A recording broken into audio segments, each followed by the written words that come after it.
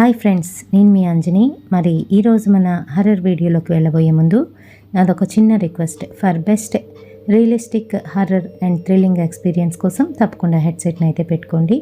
And me stories నాకు share చేయాలి, మన ఛానల్లో వినాలి అనుకుంటే డిస్క్రిప్షన్లోనే నేను ఇన్స్టాగ్రామ్ లింక్ని అయితే ఇస్తున్నానండి. ఆ ఇన్స్టాగ్రామ్ లింక్ క్లిక్ చేస్తే నా ఇన్స్టాలోకి అయితే వెళ్తారు. అక్కడ మీరు నాకు మెసేజ్ చెయ్యండి మీ స్టోరీని అంతటిని కూడాను. ఏ ఫార్మాట్లోనంటే ఫస్ట్ మీ నేము, విలేజ్ నేము, తర్వాత మీరు దేని గురించి చెప్దాం అనుకుంటున్నారో అది 1 లైన్లో, అంటే హర్రరా, థ్రిల్లింగా, లేదంటే బ్లాక్ మ్యాజిక్ గురించా, ఇలాంటివన్నీ కూడాను ఒక 2 లైన్స్లో 1 లైన్లోనైతే ఇవ్వండి. ఆ తర్వాత మీ స్టోరీ అయితే రాసుకోండి. సో దట్ నాకు ఈజీగా అర్థమవుతుంది దేని గురించి చదువుతున్నాను అనేది. అండ్ తర్వాత మీ స్టోరీని చక్కగా కుక్ చేసి నేను ఇక్కడైతే ప్రజెంట్ చేస్తాను. మరి ఇప్పుడు ఏమాత్రం ఆలస్యం చేయకుండా వీడియోలోకి వెళ్ళిపోదాం.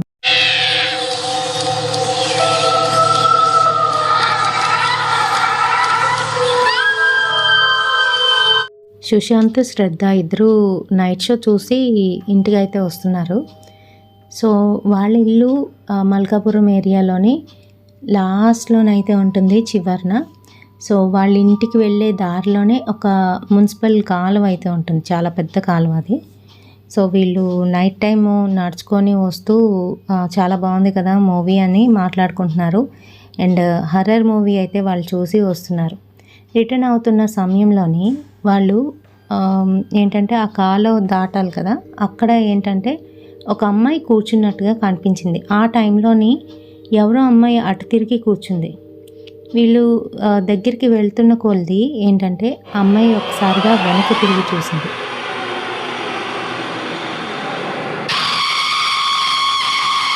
అమ్మాయి వాళ్ళ వెనకింటి అమ్మాయి.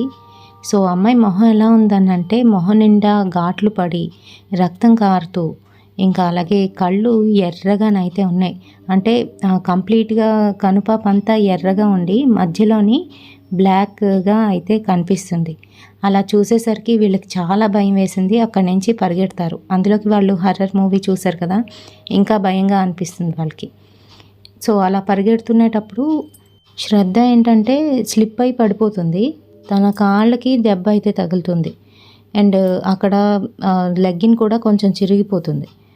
సుశాంత్ వెంటనే తన్ని లేవదీసి మెల్లగా నడుచుకొనైనా వెళ్ళిపోదామని చెప్పి తను లాక్కొని వెళ్తుంటే వెనకాతలా ఉన్న అమ్మాయి అక్కడి నుంచి లేచి ఎగురుకుంటూ వీళ్ళ దగ్గరికి అయితే వస్తుంది, ఇలా చేతులు చాపుతూ. వీళ్ళకి ఇంకా భయం వేస్తుంది. గట్టి గట్టిగా అరుచుకుంటూ వాళ్ళ ఇంటి వైపు అయితే వెళ్ళిపోతారు. ఇంకా అక్కడి నుంచి అమ్మాయి అయితే కనిపించదు. సో మార్నింగ్ లేచిన తర్వాత వాళ్ళు ఇంట్లోనైతే చెప్తారు, ఇలా అమ్మాయి కనిపించింది, అమ్మాయి ఏంటో ఇలా విచిత్రంగా ఉంది, మాకు చాలా భయం వేస్తుంది అని అంటే మళ్ళీ వాళ్ళు పోలీస్ కంప్లైంట్ ఇచ్చారు కాబట్టి ఇప్పుడు ఏం మాట్లాడొద్దు మనము, అమ్మాయి చనిపోయి ఉంటుంది, ఏం జరిగిందో ఏంటో అని వీళ్ళు భయపడుతూ ఉంటారు. అమ్మాయి మీద పోలీస్ కంప్లైంట్ నడుస్తుంది కాబట్టి వాళ్ళు ఏంటంటే కామ్గానైతే ఉంటారు. ఆ విషయం వాళ్ళతో మాట్లాడరు. సో ఆ రోజు నైటు ఏంటంటే ఒక అతను తాగేసి ఆ లైన్ నుంచే వస్తున్నాడు. సో వస్తునేటప్పుడు అదే కాలువ అక్కడ అయితే కూర్చొని ఉంది, అటు తిరిగి కూర్చొని ఉంది. తను వైట్ డ్రెస్లోనైతే ఉంది. సో తాగేసి ఉండడం మూలాన ఇతను ఏంటంటే తూగుతూ అటుపక్క చూస్తాడు. చూస్తే అమ్మాయి కూర్చొని ఉంటుంది. ఏమనుకుంటాడంటే ఎవరో ఒక అమ్మాయి అక్కడ కూర్చుంది అని చెప్పేసి దగ్గరికి వెళ్తాడు. వెళ్ళి, ఏ అమ్మాయి, ఏయ్ ఏంటి ఇక్కడ కూర్చున్నావు, ఎవరు కావాలి అంటూ దగ్గరికి వెళ్ళి చెయ్యి అయితే వేస్తాడు. వేసేసరికి తన చేతిని గట్టిగానైతే హోల్డ్ చేస్తుంది. పట్టుకుండేసరికి తన చేతులు చల్లగా తగులుతాయి. అంతేకాదు తన గోర్లు అవన్నీ కూడా చూస్తాడు. తన చెయ్యి కూడా ఏంటంటే తెల్లగా అయిపోయి పాలిపోయినట్టుగా ఉంటుంది. బాగా ఉబ్బిపోతే ఎలా ఉంటుంది, పాలిపోయి అలా అయితే కనిపిస్తుంది. తను ఒక్కసారిగా వెనక్కి తిరిగి చూసేసరికి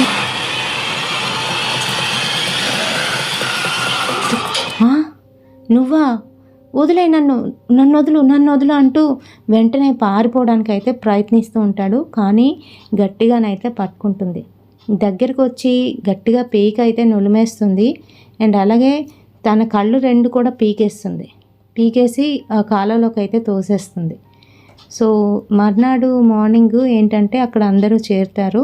పోలీసులు అందరూ వస్తారు, చూస్తారు ఏం జరిగింది ఏంటి అని చెప్పేసి. చనిపోయి ఉన్నాడు. తన పేరు అప్పారావు. సో తను ఏంటంటే అక్కడ మున్సిపాలిటీలోని పనిచేస్తూ ఉంటాడనమాట. అప్పారావుకి డ్రింకింగ్ హ్యాబిట్ ఎక్కువగా ఉంది అని అక్కడ ఉన్న వాళ్ళందరూ కూడా చెప్తూ ఉంటారు. అంతేకాదు తన బాడీ చూస్తే సస్పీషియస్గా ఉంది. ఏంటంటే కళ్ళు 2 పోయాయి. కాలువలో పడితే కళ్ళు 2 ఎలా పోతాయి? పైగా అవి ఎవరో లాగేసినట్టుగా, పీకేసినట్టుగా అయితే కనిపిస్తున్నాయి. సో పోలీసులు ఎంక్వైరీ చేస్తారు అక్కడ ఉన్న వాళ్ళందరినీ కూడాను. అప్పారావుకి ఎవరితోనైనా శత్రుత్వం ఉందా, ఇంకా ఎవరితోనైనా అఫైర్ ఉందా అని అందరినీ ఎంక్వైరీ చేస్తూ ఉంటారు. సో ఆ టైంలోనే ఏంటంటే అప్పారావు వాడి బిహేవియర్ అనేది కరెక్ట్గా ఉండదు. వాడు కొంచెం అమ్మాయిల చుట్టూ తిరగడం అనేది అలాంటివన్నీ కూడా ఉన్నాయి అని వాడి వైఫ్ అక్కడ ఉన్న వాళ్ళు చెప్తారు. సో కళ్ళు పోవడం అనేది వాళ్ళకి విచిత్రంగా అనిపించినప్పటికీ కూడాను వాళ్ళ ఏరియా పక్కనే, కాలువ పక్కనే ఎగ్జాక్ట్గా ఒక గోడ అయితే కట్టి ఉంటుంది. అవతలంతా కూడా బరిల్ గ్రౌండ్ అనమాట. సో అక్కడి నుంచి రాబందులు అవి తిరుగుతూ ఉంటాయి. అవి ఏమైనా వచ్చి పీక్కి వెళ్ళిపోయాయా మార్నింగ్ టైంలోని అని అనుకుంటూ ఉంటారు. సో వాడి బాడీని అయితే పోస్ట్ మార్టంకి పంపిస్తారు. కీర్తి వాళ్ళ అమ్మ నాన్న పోలీసుని చూడగానే అక్కడికి వచ్చి మా అమ్మాయి గురించి ఏం తేల్చారు, అసలు ఎంక్వైరీ చేస్తున్నారా లేదా అన్నీ కనుక్కుంటూ ఉంటారు. మా అమ్మాయి కనిపించకుండా ఇప్పటికీ వారం పైనే అయిపోతుంది, మీరు ఇంకా ఏంటి అసలు ముందుకు సాగట్లేదు కేసు, ప్లీజ్ ఎలాగైనా మా అమ్మాయిని కనిపెట్టండి అని ప్రాధేయపడుతూ ఉంటారు. పోలీసులు మటుకు వాళ్ళు ఎంత నిదానంగా మాట్లాడుతున్నా చాలా పొగరుగానైతే సమాధానం అయితే ఇస్తూ ఉంటారు. మీ అమ్మాయి 17 ఏళ్ళు, అమ్మాయి వెళ్ళిపోయింది అనుకోవాలా, లేదంటే ఎవరైనా కిడ్నాప్ చేశారని అనుకోవాలా? మీ అమ్మాయి ఖచ్చితంగా ఎవరితోనో లేచిపోయి ఉంటుంది. అలా చండాలంగా మాట్లాడుతూ ఉంటారు. వాళ్ళు ఎంతగా మంచిగా మాట్లాడుతున్నా కూడా వాళ్ళని రెచ్చగొట్టేటట్టు మాట్లాడుతూ ఉంటారు. వాళ్ళు ఏమీ చేయలేని నిస్సహాయ స్థితి. వాళ్ళకి ఒక ఇల్లు అయితే ఉంది, వాళ్ళ ఓన్ హౌసు, అది మంచి ప్రాపర్టీ అనమాట. వాళ్ళు ఉంటే ఉన్న ఏరియా కూడాను బాగుంటుంది. సో ఆ ఏరియాలో ఉండే ఒక అతను ఏంటంటే ఆ ఇంటి మీద కన్నేస్తాడు.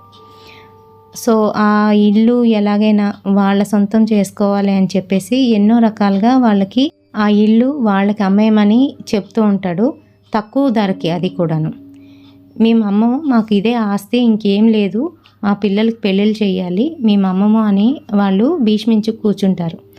వాళ్ళకి 2 అమ్మాయిలు అనమాట. పెద్ద అమ్మాయి వేరే చోట అయితే చదువుకుంటుంది హైయర్ స్టడీస్ కోసం అని చెప్పి.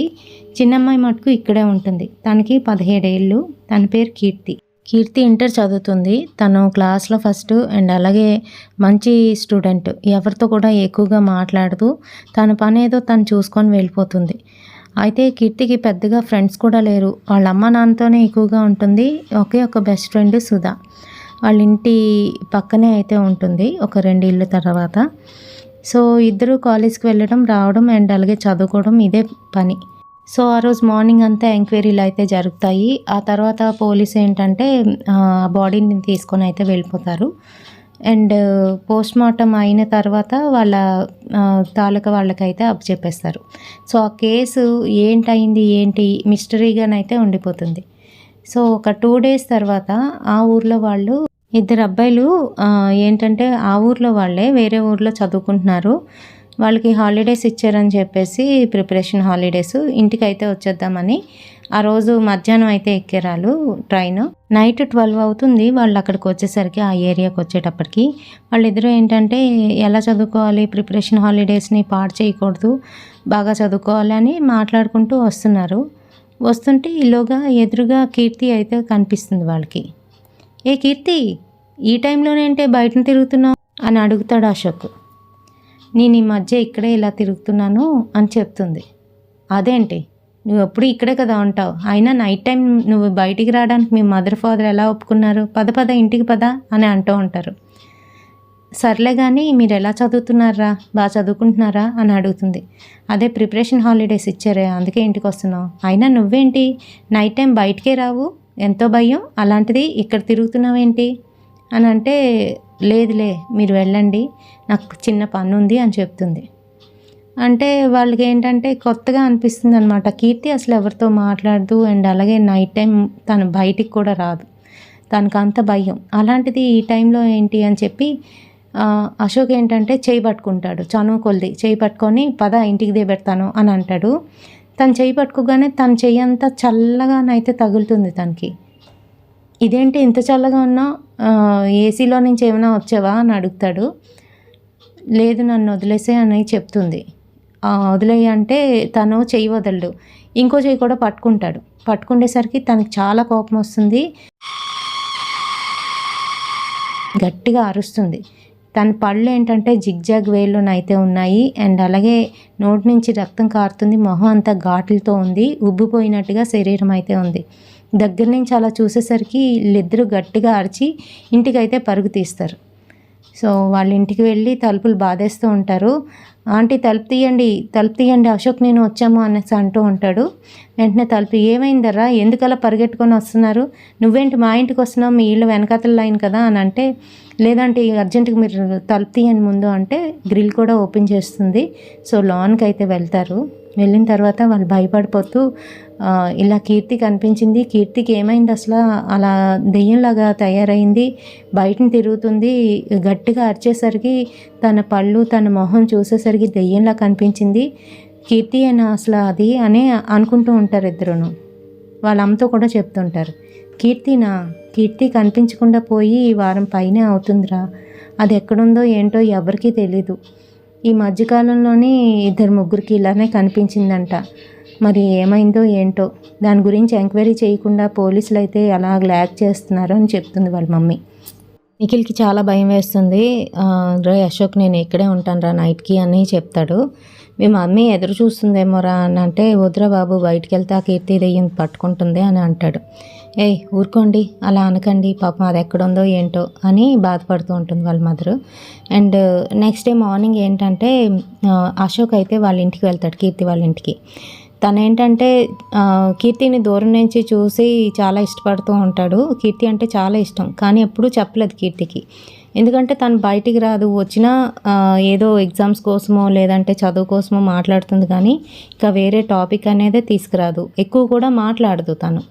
సో అందుకని నెక్స్ట్ డే మార్నింగ్ ఇంట్లో చెప్పకుండా కీర్తి వాళ్ళ ఇంటికి అయితే వెళ్తాడు. వెళ్ళి వాళ్ళ మదర్ అండ్ ఫాదర్తో మాట్లాడుతూ ఉంటాడు, అసలు ఏమైంది, ఎలా కీర్తి తప్పిపోయింది, ఎక్కడ తప్పిపోయింది ఏంటి అని.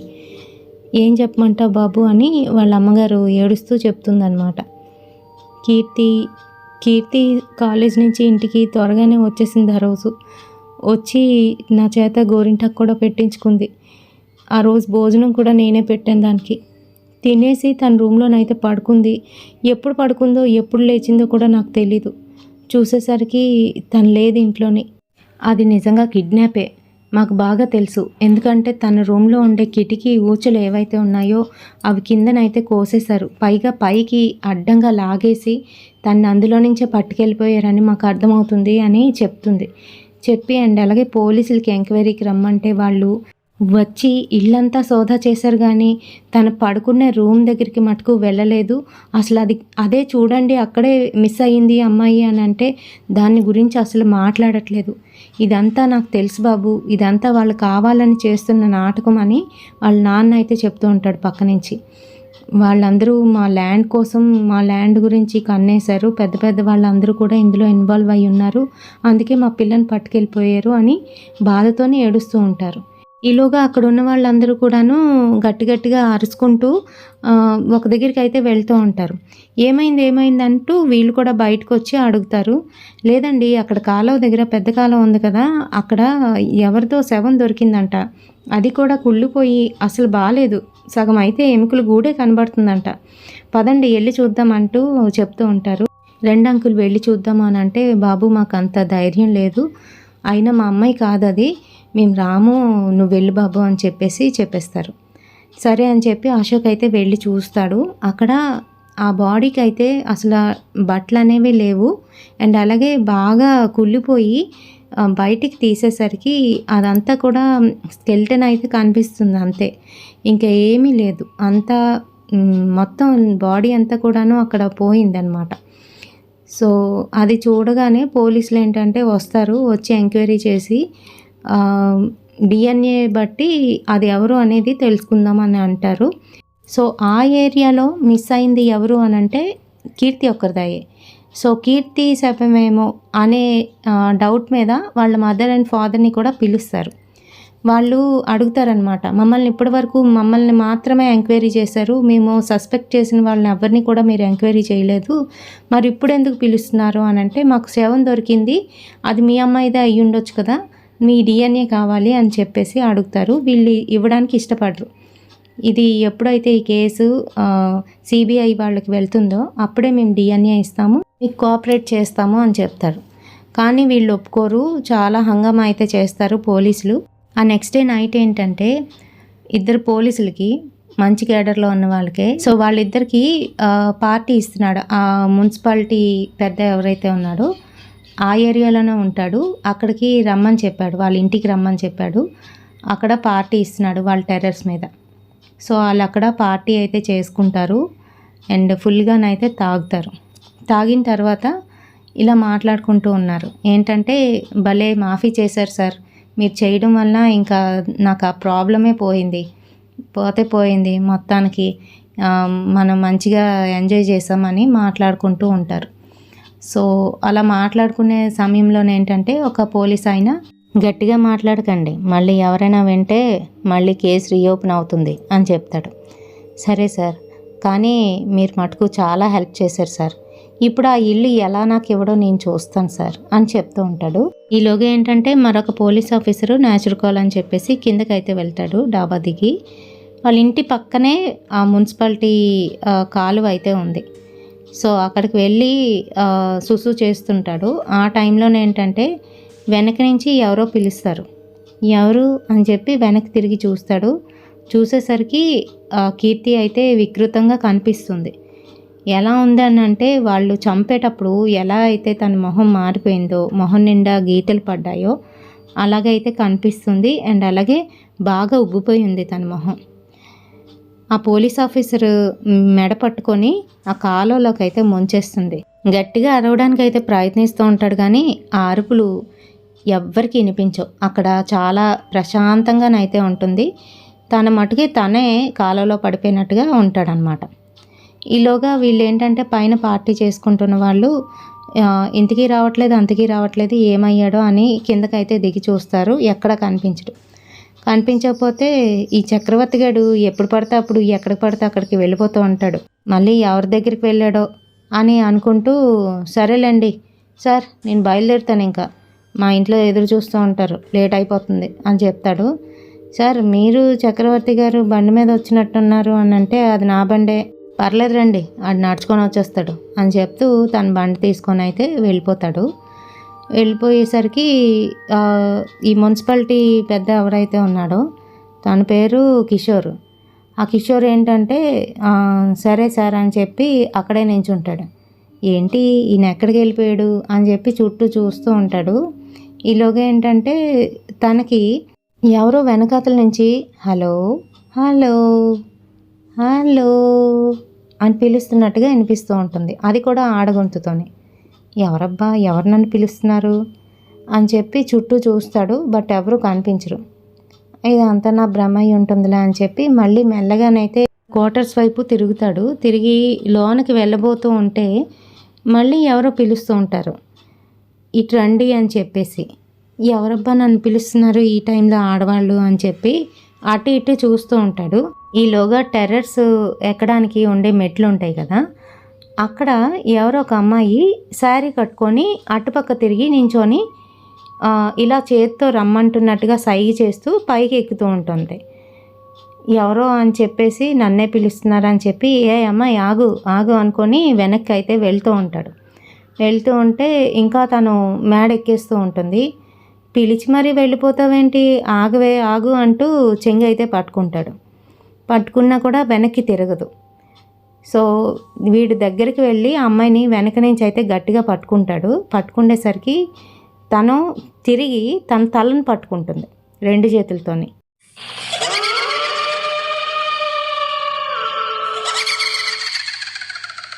చూసేసరికి అది కీర్తి. గట్టిగా తల పట్టుకొని, ఏరా మా ఇల్లు కావాలా, నేను కావాలా, రారా ఇప్పుడు రా అంటూ తన కళ్ళు 2 పొడి చేస్తుంది. అంతేకాదు గట్టిగా తల మీద అయితే ఒకటి ఇస్తుంది. ఆ దెబ్బకి చెవుల్లో నుంచి ముక్కులో నుంచి రక్తం అయితే వచ్చేస్తాయి. అండ్ అలాగే తను అరుస్తున్నా కూడాను ఎవ్వరికి వినిపించదు. అక్కడే పడిపోతాడు, మెట్ల మీదే పడిపోయి అలానే ఉండిపోతాడు. సో నెక్స్ట్ డే మార్నింగ్ ఏంటంటే న్యూస్ పేపర్లో వస్తుంది, ఇలా ఒక పోలీస్ ఆయన తాగేసి బైక్ డ్రైవ్ చేస్తూ వెళ్తూ యాక్సిడెంట్ అయి చనిపోయాడు అని. అలాగే ఇక్కడ వీళ్ళిద్దరూ కూడాను అతి దారుణంగా చనిపోయి ఉన్నారు. ఒకడు కాలువలోనైతే పడిపోయి ఉన్నాడు, మరొకడు టెర్రర్స్ ఎక్కే దారిలోని మెట్ల మీద అయితే పడిపోయి ఉన్నాడు. సో ఎలా చనిపోయారు ఏంటి ఎవరికి తెలీదు. కాకపోతే వాళ్ళు ఆల్కహాల్ తీసుకున్నారు కదా, సో అలా తీసుకునేటప్పుడు ఏమైనా గొడవలు అయ్యి ఇలాగా పడిపోయి ఉన్నారా ఏంటి అని అన్నీ ఎంక్వైరీ చేస్తూ ఉంటారు. ఆ ఎంక్వైరీలో వాళ్ళకేం తెలుస్తుంది అని అంటే, వీళ్ళు ముగ్గురు నిన్న పార్టీ చేసుకున్నారు. అసలు ఎందుకు పార్టీ చేసుకున్నారు ఏంటి సంగతి అన్ని ఎంక్వైరీలో తెలుస్తాయి. అదేంటి అని అంటే, కీర్తి వాళ్ళ ల్యాండ్ కోసమని వీళ్ళు ముగ్గురును ప్లాన్ వేస్తారు. అంతేకాదు వీళ్ళతో పాటు అప్పారావు అని చెప్పేసి ముందు చనిపోయాడు కదా, ఆ మున్సిపాలిటీలో వర్క్ చేస్తున్న అతను కూడా ఉంటాడు. సో వీళ్ళ నలుగురు ఏంటంటే ఈ అమ్మాయిని కిడ్నాప్ చేసి వాళ్ళ ఇంట్లో ఉంటుండగానే తీసుకువచ్చి రేప్ చేసేసి అతి దారుణంగా అమ్మాయిని చంపేసి కుల్లికాళ్ళలోనైతే పడేస్తారు. సో ఈ సంగతి అంతా కూడాను అప్పారావు వాళ్ళ ఆవిడతోనే తాగిన మత్తులోనైతే వాగుతాడు. తను భయపడుతుందనమాట, ఎక్కడ చెప్తే వాళ్ళ ఆయన్ని పోలీసులు అరెస్ట్ చేస్తారని. అంతేకాదు తను బాధపడుతూ కూడా ఉంటుంది. అందుకనే కొన్ని రోజులకి ఏంటంటే అప్పారావు చనిపోయిన తర్వాత వీళ్ళు ఏం ప్లాన్ చేస్తారంటే, ఆ అమ్మాయి శవం ఇప్పటికే డీకంపోజ్ అయిపోయి ఉంటుంది, తీసి వాళ్ళకి అప్పచెప్పేస్తే ఆ కేసు అనేది అక్కడితో మాఫీ చేయొచ్చు అని ఆలోచిస్తారనమాట. అందుకే ఆ రకంగా చేస్తారు. సో ఈ సంగతులన్నీ కూడాను అప్పారావు వాళ్ళ వైఫ్ కన్ఫెస్ చేస్తుంది పోలీసుల దగ్గర, ఇలా జరిగింది ఇదంతా కూడా అని చెప్పేసి. సో పోలీసులకి మొత్తం విషయం అంతా తెలుస్తుంది. అండ్ మనం శిక్ష వేయకపోయినా దేవుడు అనేవాడు ఖచ్చితంగా వేశాడు వీళ్ళకి అని అనుకుంటారు. అండ్ వాళ్ళ కేసులు కూడాను అర్ధాంతరంగానైతే క్లోజ్ చేయవలసి వస్తుంది, ఎందుకంటే ఎటువంటి ఎవిడెన్స్ లేవు, ఎవరు చంపారో కూడా తెలీదు. సో వాళ్ళ పేరెంట్స్, కీర్తి వాళ్ళ పేరెంట్స్ అయితే చాలా బాధపడతారు. ఆ ల్యాండ్ కోసం, కేవలం ఒక ల్యాండ్ కోసం వాళ్ళ అమ్మాయిని చంపేశారు. సో వాళ్ళ సిస్టర్ ఇంకా వాళ్ళ పేరెంట్స్ ఎవరైతే ఉన్నారో వాళ్ళు ఏం చేశారంటే ఆ అమ్మాయి పేరు మీద ఆ ఇంటిని ఒక అనాథ శరణాలయం కింద మార్చేశారు. మరి ఈ ఇన్సిడెంట్ మీకు ఎలా అనిపించింది? తప్పు చేసిన వాళ్ళు శిక్ష అనుభవించడం అనేది తప్పనిసరి. ఇక్కడ కాకపోయినా ఇంకెక్కడైనా ఏదైనా విధంగా శిక్ష అనేది అనుభవిస్తారు. మానవ జన్మ ఈ జన్మతో అయిపోయేది కాదు కదండి. మనం చేసే కర్మలకి ఫలితాన్ని ఏదో రకంగా ఈ జన్మలో కాకపోయినా వచ్చే జన్మలోనైనా అనుభవించాల్సి ఉంటుంది. మరి ఈ వీడియో మీకు ఎలా అనిపించింది? నచ్చిందా? నచ్చితే తప్పకుండా ఒక లైక్ అయితే వేయండి. అండ్ అలాగే మీ స్టోరీస్ని నాకు షేర్ చేయండి. ఇన్స్టాగ్రామ్లోని మీరు నాకు మెసేజ్ చేసినట్లయితే మీ స్టోరీస్ని మంచిగా కుక్ చేసి ఇక్కడైతే ప్రజెంట్ చేస్తాను. రేపటి సరికొత్త స్టోరీతోని మళ్ళీ మీ ముందుకు వచ్చేస్తాను. Until then bye.